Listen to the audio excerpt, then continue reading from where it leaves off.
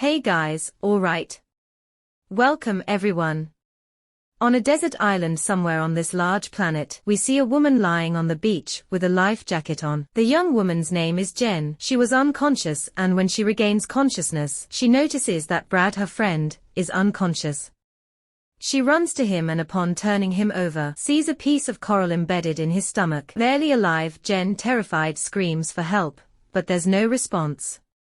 She takes off her backpack and life vest, and then drags Brad further away from the water. Jen then removes the coral from her friend's belly and uses her scarf to press against the wound. She then ventures into the nearby woods, finds a coconut, opens it with a rock and hurriedly returns to Brad, pouring the coconut water into his mouth only to find that he has already died. Holding his face, she calls for him, but her friend is gone, leaving her devastated. The island where Jen and Brad are stranded has a small strip of beach surrounded by dense forest. Jen in grief walks around the island, completing a circle and returning to Brad's body. She then enters the jungle, reaching a clearing where she sees a bag hanging from a tree and a red cooler. Excited, she calls out again, hoping to see someone, but no one answers. Jen examines the bag's contents and, seeing a medicine with a date of 1994, realizes that whoever was there before her was long ago. In the cooler, she finds some bottles of Coca-Cola, but soon leaves it behind, moving on to find a thermos and a small metal box. Inside the box, she finds a deck of cards, a pack of matches, and other items. She also discovers an abandoned tent covering a backpack containing an old Game Boy, a car radio, a book, and a teddy bear. When Jen returns to the beach, she hears a sound from a hollow tree and investigates, finding it's a tropical bird. She gathers some leaves to cover Brad and, looking around, sees nothing but sand and ocean. That night there's heavy rain and she seeks shelter under some leaves, using a jacket for cover. The next morning she catches some small fish stranded on the beach. Picking them up, she sees a dead shark split in half with deep marks on its body. Jen stares at the sea, wondering what could have caused such wounds. She tries to clean the fish using a flat stone as a knife. It's a difficult task, but she eventually gives up and returns to the cooler, sitting down with her belongings. She opens her diary and finds that the water has erased all the ink. Inside, Jen sees a photo of her and her boyfriend. In the jungle, Jen finds another clearing where she sees a burial site for 3 people who had been there long before her, which frightens her. She returns to the beach and sees Brad's body, which is already stinking. She drags him closer to the forest, digs a shallow grave, and buries him there, also placing a piece of wood with the initial of his name. That night, Jen improvises a sleeping place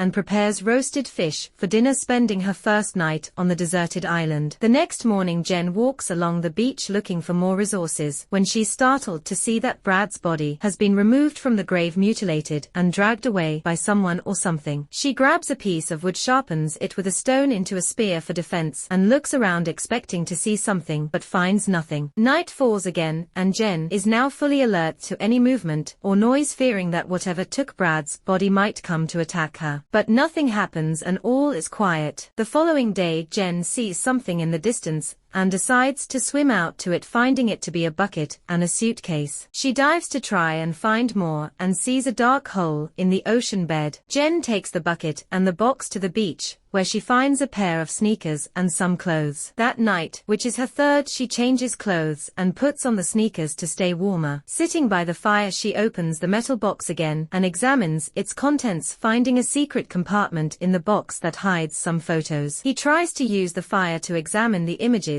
when she hears the sound of a plane overhead. She runs to get the flare and fires it, but it doesn't work. She tries a second time and it works. With the flare glowing in the distance, she waits to see if she gets a response, but as the flare disappears into the horizon, Jen sees a humanoid monster emerging from the water. Frightened, she runs back to where she was sitting, grabs her wooden weapon and runs into the jungle. She finds a place to hide, listening to rustling leaves and approaching footsteps. She stays hidden until she eventually hears the monster leave. The next day, Jen runs back to the beach. She looks again at the 4 photos she was examining the night before and discovers they are of a family. The last photo shows a woman holding a bag near the tree Jen found earlier. In the photo, Jen can see two shining dots in the distance. She contemplates what to do, empties the suitcase, puts her and Brad's life jackets inside and tries to use it as a raft. She takes this makeshift raft to the ocean and tries to get on it, but despite several attempts the suitcase raft can't support her weight. So she throws the life jackets and the suitcase back to the beach. That night Jen uses the hollow tree as her sleeping place, keeping her weapon close in case the monster returns. At some point during the night Jen is sleeping inside the trunk when she hears the monster arrive. She tries to stay quiet as the beast approaches and rolls the trunk with Jen inside, but she makes no noise. Luckily the terror doesn't last long and it ends with the thing going away. The next morning a frightened Jen comes out of the trunk and manages to catch a small shark using some little fish as bait. She then uses the shark as bait for the monster. That night, which is already the 5th, while hiding in a place where the hanging shark is within her line of sight, she watches, hoping the monster will just take the shark and go away without wanting to go after her. Jen closes her eyes for a short time at some point, and when she opens them the shark has already disappeared. The next morning Jen examines the worn ropes and while sharpening her weapon sees something in the distance. It's a body floating in the water. She goes up to the body and discovers it's a man cut in half with a mutilated face. Jen then hangs the body in the same way she did with the shark. On the 6th night Jen is sitting in her hiding place watching the monster knock down the body and take it to the ocean. She hears the sound of an airplane engine but is still contemplating what to do when she sees the monster's feet nearby. But she manages to stay quiet until the monster moves away. The next morning Jen prepares a top to improvise a high net in the trees, believing that she will be able to rest without being seen by the creature. Later that 7th night the weather seems to turn and it thunders a lot. She hears the monster nearby and looks for it where, during a lightning flash, she sees the creature, which unfortunately also sees her there. She quickly lies down in the net and when the monster approaches, she almost hyperventilates. The monster pulls the net and Jen falls to the ground but manages to escape the beast. She grabs her weapon, runs to the beach, and continues running desperately. The monster jumps out of the water, almost grabbing Jen, but she is faster and the creature returns to the water, attacking again. This time it stands up in front of Jen, who attacks it with her weapon. The monster throws her away, but before she can get up the monster kicks her into the water. Jen looks for the beast, but it has disappeared. Now injured and scared she returns to the jungle and takes refuge on top of a tree to try to recover. In the morning the girl goes down to the beach and washes her wounds from the fight with the monster. Then Jen changes clothes and is surprised to see an inflatable raft with a tent slowly approaching the island on the horizon. Not believing what she sees, she swims towards the raft and finds 2 other survivors from the shipwreck, her boyfriend Lucas Griffin and her friend Mia Reed. When they reach the beach, Jen can hardly believe her luck and immediately throws herself into her boyfriend's arms. Lucas reassures her, saying that now everything will be all right. After a while the girl prepares breakfast for Lucas and Mia and pleases them with a 20-year-old soda. They admire the beauty of the island, but Jen warns about the danger lurking beneath the waters. Lucas asks the girl to calm down and affectionately calls her dear. She tells her friends about the sea monster and the black hole in the ocean floor where it drags its victims. Seeing that her closest people don't believe her, Jen talks about Zach, whose mutilated body was eaten by the monster. Hearing the name of their friend Lucas and Mia exchange embarrassed glances. Jen vividly describes all the horror she experienced those days and shows a photo of the deceased family that reveals the shining eyes of the monster. Despite all her arguments, Lucas and Mia remain skeptical. Although Mia believes there are graves on the island of the family that lived here, she wonders who buried them. They suggest that Jen calm down and wait for Brad or anyone else to arrive on the shore. After all, the current takes everyone to this island. Jen tells Mia that Brad, who was her boyfriend, didn't survive the shipwreck and the monster dragged his body underwater. Mia walks away from her friends in tears, trying to comprehend her loss. After some time the friends are alone on the beach. Mia stares blankly at the calm surface of the water and tells her friend how scared she was to be in the middle of the vast ocean. She counted each of her days as if they were her last, thinking and going crazy with the silence on the raft. Jen is sure that it is better to risk it on the raft in the ocean than to end up appear devoured by the monster, but her friend disagrees. Lucas also had difficult moments in the last few days and is in no rush to return to the water. However, Jen intends to leave the island before nightfall. She suggests sailing west, because that is the direction the planes fly, so there might be people living there. After that, she asks the young man to give her a pocket knife in order to get as much food as possible before leaving. When opening the pocket knife, the girl finds traces of red liquid on it. She realizes that something terrible happened on the raft,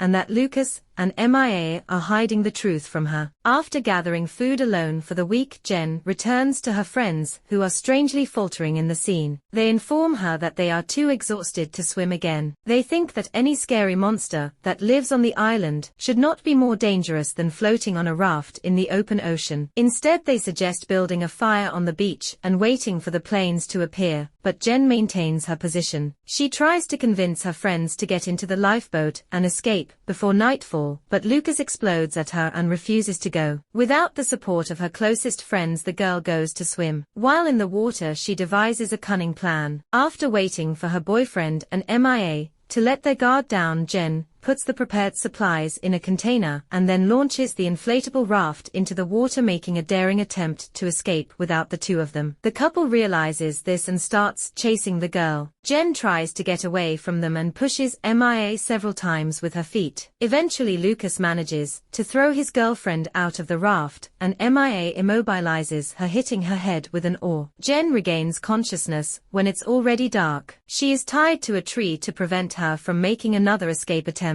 MIA informs that the island is safe and that they haven't found any monsters since it got dark. MIA apologizes for hitting her friend with the oar, but Jen doesn't want to hear anything and asks to be released. MIA still refuses to believe her friend's stories about the sea monster, as Jen often deceived people close to her before and lost their trust long ago. After a round through the jungle, Lucas joins the girls. He assures that he hasn't found any monsters there, but Jen is disturbed and once again says that the monster appears in the water, not in the jungle. MIA decides to leave the couple alone and goes for a walk on the beach. She is horrified to find the mutilated remains of a fish in the sand. A conversation arises between Lucas and Jen, in which the guy first tries to comfort his girlfriend and then decides to say everything he thinks about her. While he was having fun on the yacht with his best friends, Jen was not happy. He thinks that the girl brings him nothing but unhappiness, and wants to ruin everything again, deciding to leave the safe island. Jen once again tries to appeal to the guy's mind and asks him to release her, but Lucas refuses to do so. He tries to humiliate the girl and reminds her that he completely supports her. The guy is convinced that even if she manages to leave the island alone without his help, she will become helpless and useless to everyone. Lucas then scolds Jen for wanting to escape the island, leaving him without food and no hope of rescue. The girl explains that there is plenty of food on the island and that the only person to fear is the bloodthirsty monster. After hearing all of Lucas's insults, Jen decides to find out from him what really happened to Zach. On the raft, before he can answer the uncomfortable question, a desperate scream from MIA, who was attacked by the monster, emerges. Lucas grabs a torch and runs to rescue the girl, leaving Jen tied to the tree. When he arrives at the scene, the guy finds the sea monster, which has already started devouring MIA. Lucas hits the monster with the flaming torch, but it easily pushes the opponent away. Jen barely manages to free herself from the bonds and runs to help her friends, but it's already too late. The monster grabs MIA and drags her underwater. Lucas watches in horror but can do nothing to help. When Jen arrives, she grabs the shocked Lucas and takes him to the depths of the jungle, where they spend the night. It's already the 9th day on the island. Lucas hesitates to come down from the tree, fearing that the monster might be waiting for them below. The girl assures the guy that the sea monster never appeared on the coast during the day. The guy is struggling with the events of last night and blames himself for Mia's disappearance. To distract Lucas from his sad thoughts, Jen asks for help to pack their stuff and provisions, so they can finally escape the cursed island. The girl fishes some fish with a spear and spends her last match as cooking, and decides to make one more walk to the camp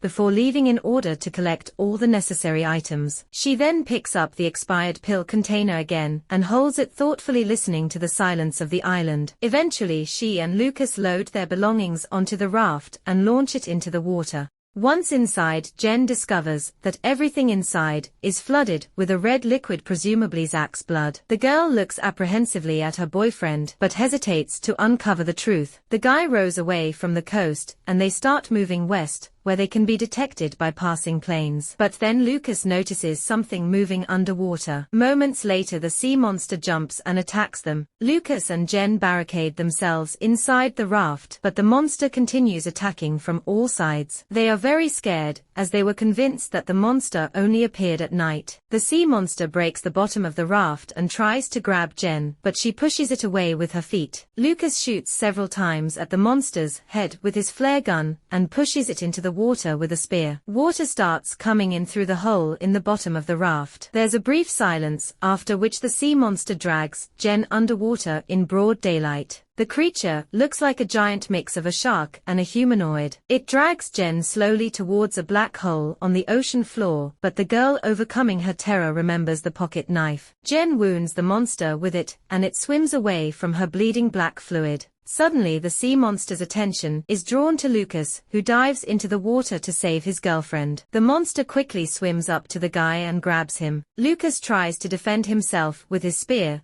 but the monster drags him to the black hole. Powerless Jen can do nothing to help. She emerges from the water and screams in despair. With no choice, she has to return to the island where the torn raft is carried by the current. The girl struggles to light a fire and leaves a last message in her diary. In it she recounts what happened on the island and shares her experiences with the monster. She hopes the message will help all the shipwreck survivors who may be cast ashore after her in case she can't handle the creature alone. Jen decides to confront the sea monster and starts preparing for the final battle. She sharpens tree branches and unearths bones from graves to make sharper weapons. At night the monster goes out to hunt again. Jen lures it into a circle of dry sticks and grass and then sets it on fire. The monster looks confused, trying to find a way out of the trap. Taking advantage of the moment, the girl comes out from behind cover and attacks first with her spear. She grabs more sharp sticks and tries to attack the monster again, but it throws her away. Jen doesn't give up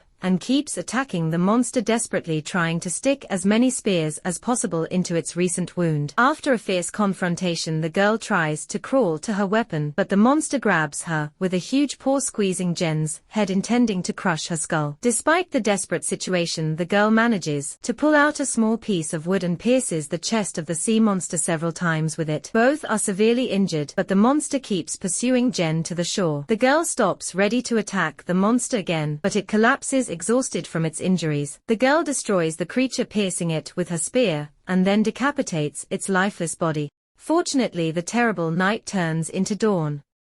We end here, seeing Jen limping towards the raft carrying the head of the monster, as proof of what happened to her on that cursed island, which is now in flames, and fortunately this will be her salvation, being a signal for someone to see from afar.